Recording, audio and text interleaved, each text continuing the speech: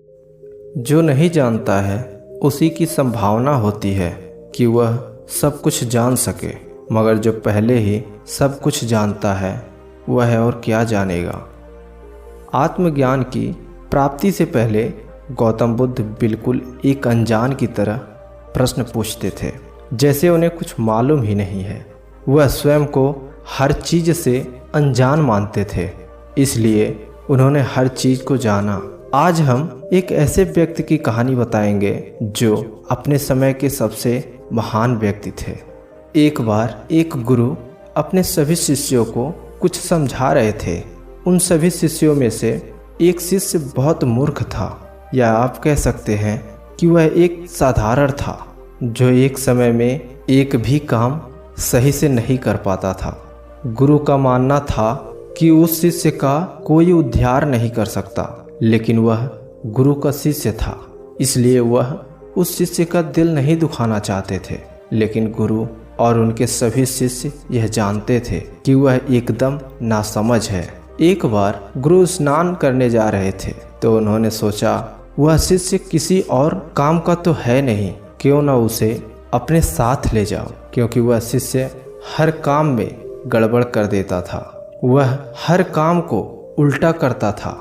गुरु भी उससे तंग आ चुके थे। वह शिष्य इतना साधारण था कि यदि उसे एक बार में कोई काम दिया जाए तो वह उसे ठीक से नहीं कर पाता था और बल्कि गड़बड़ कर देता था। इसीलिए गुरु उस शिष्य को अपने साथ ले गए। जब वह दोनों नदी किनारे पहुँचे तो गुरु स्नान करने जाते हैं और जाते समय शिष्य को अपने सारे कपड़े दे देते हैं और कहते हैं, इसे तुम नीचे मत रखना, क्योंकि नीचे जमीन गीली है, कपड़े खराब हो जाएंगे और मुझे कहीं दूसरी जगह जाना है। ध्यान रहे, कपड़े नीचे मत रखना। शिष्य गुरु से कहता है कि ठीक है, मैं इसे हाथ में ही पकड़ कर रखूँगा। एक ही बात गुरु उसे बार बार कहते, क्योंकि वह जानते हैं कि यह हर काम उल्टा कर देता है। यह कहकर वह नदी में स्नान करने चले जाते हैं। स्नान करके गुरु बाहर आ रहे होते हैं। शिष्य गुरु की तरफ देखता है। उसे लगता है कि गुरु ने उसे बुलाया है। वह उनके कपड़े नीचे जमीन पर रखकर उनके पास जाता है और कहता है, आपने मुझे बुलाया गुरुदेव? गुरु क्रोधित होकर कहते हैं, मूर्ख, मैंने तुम्हें नहीं बुलाया और मैंने तुमसे कहा था उन कपड़ों को नीचे मत रखना, लेकिन फिर भी तुम उसे रख आए। देखो, अब उसमें मिट्टी लग गई है। गुरु आते हैं और देखते हैं कि कपड़े गंदे हो गए हैं। वो क्रोधित हो जाते हैं और शिष्य से कहते हैं, देखो, तुमने सारे कपड़े गंदे कर दिए, और क्रोध में वही कपड़े पहन लेते हैं और शिष्य से कहते हैं कि तुम्हारे बस का कुछ भी नहीं है, तुम कुछ नहीं कर सकते हो। यह बात तो मैं पहले से ही जानता था, लेकिन तुमने आज यह बात साबित भी कर दी है। तुम मूर्ख हो। तुम सिर्फ एक काम कर सकते हो कि अपनी मूर्खता हर जगह दिखाओ। गुरु बहुत क्रोधित होते हैं। वह शिष्य वहीं खड़ा होकर चुपचाप उनकी बातें सुनता है और अगली आज्ञा का इंतजार करता है और कहता है कि गुरुदेव, मुझे अगला काम दीजिए, मैं उसे पूरा करूंगा। यह सुनकर गुरु को और अधिक क्रोध आ जाता है। पास में ही एक बड़ी चट्टान होती है। वहाँ कुछ छोटे छोटे पत्थर गिरे होते हैं जो चौक की तरह काम करते हैं।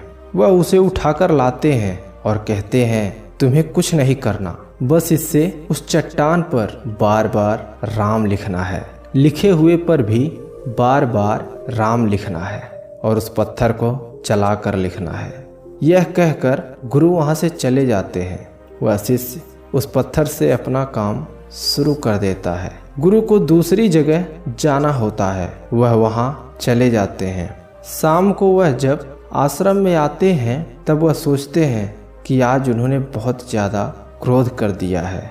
वे अपने सभी शिष्यों को बुलाकर पूछते हैं, वेमन्ना कहाँ है? उस शिष्य का नाम वेमन्ना होता है। सभी शिष्य कहते हैं, गुरुदेव, वह तो सुबह आपके साथ ही नदी के किनारे गया था और तब से नहीं लौटा है। गुरु को याद आता है उन्होंने उसे वहीं पर काम दिया था करने को। गुरु दौड़कर उस नदी की तरफ जाते हैं और उस चट्टान के पास पहुंचते हैं तो देखे वेमन्ना अभी भी उस चट्टान पर राम का नाम लिख रहा था।